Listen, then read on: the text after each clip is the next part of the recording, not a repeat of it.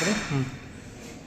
Sir sir आपके जो एक बंदी था शकील अमरुद्दीन, उसने एक गुले मुकद्दस नाम की किताब लिखी है, जेल से ही इसने शुरुआत की थी, क्या है इसका बैनर? देखिए, ये बंदी एक मर्डर के केस में यहाँ पर गिरफ्तार था। ये लगभग 11 साल इस जेल में बंद था और जब ये जेल में दाखिल हुआ था तो इसे पढ़ना लिखना भी नहीं आता था ठीक से। इसको यहाँ पढ़ना लिखना सिखाया गया जेल में और इसकी रुचि के हिसाब से जब इसने कुछ पंक्तियाँ लिखी, एक बार इसने सुनाई तो बहुत अच्छे से लिखा था, तो इसको प्रोत्साहित किया गया और इसने फिर यहाँ कविताएं लिखना और शेर व शायरी लिखना शुरू कर दिया था। इसका हुनर पहचानते हुए हम लोगों ने और इंडिया विजन फाउंडेशन जो संस्था यहाँ काम कर रही है, उनके सहयोग से इसको हमने प्रोत्साहित किया और इसको सारी सुविधाएं क्या कहते हैं उपलब्ध कराई लिखने पढ़ने की।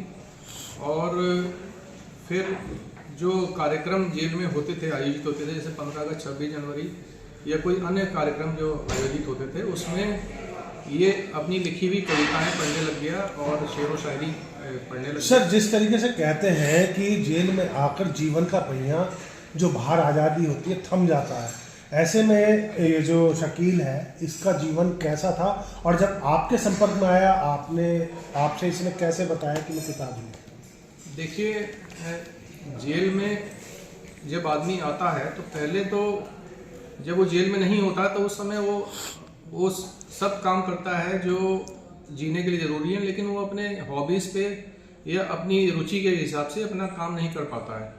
और जेल में यदि कोई दाखिल होता है तो स्वाभाविक रूप से वो पहले परेशान और डिप्रेस रहता है, लेकिन हम लोगों का काम होता है कि उसको डिप्रेशन से दूर करके उसको प्रोत्साहित करें, जिससे कि वो जिन कार्य में अच्छा है वो बेहतर तरीके से कर सके, जिससे कि वो एक बेहतर इंसान बन सके।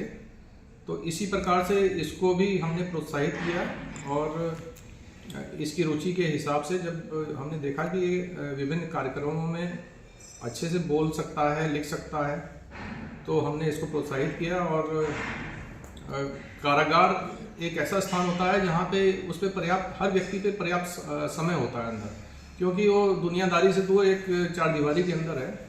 तो हम लोगों का प्रयास होता है कि उसकी हॉबीज़ या उसकी जो क्रिएटिविटी को हम लोग इनकलकेट करें, उसको प्रोत्साहित करें। सर आपकी जेल के अंदर तरह तरह के बंदी बंद हैं जिनमें कुख्यात अपराधी भी हैं, ऐसे कुख्यात अपराधियों के बीच में ये कवि कहाँ से आपने जिंदा कर दिया? देखिए, जेल में जो कुख्यात अपराधी 5 से 10% ही होते हैं।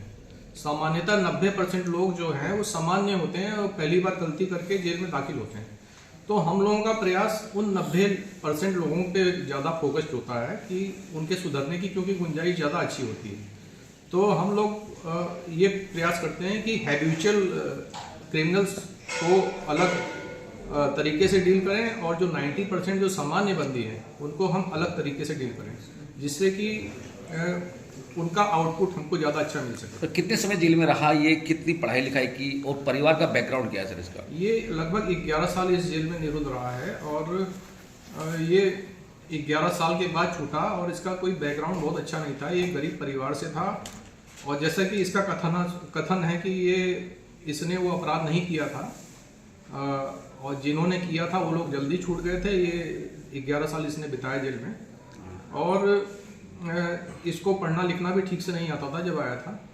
तो इसको, क्योंकि जेल में साक्षरता कार्यक्रम वगैरह चलते रहते हैं, इसको पढ़ाया लिखाया गया। इसने इग्नू से भी कोई कोर्स किया, तो इस प्रकार इसकी रुचि डेवलप हुई।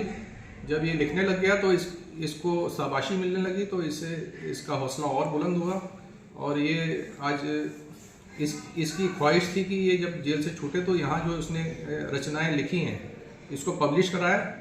और ये पिछले साल छूटा है और इसने ये एक जो पुस्तक आपके सामने दिख रही है, गुले मुकद्दस, ये इसका क्या कहते हैं, इसको छपवाया गया और आज इसका विमोचन किया गया। सर किस मामले में सजा काट रहे थे? ये 302, 307 IPC में जेल में निरुद्ध था।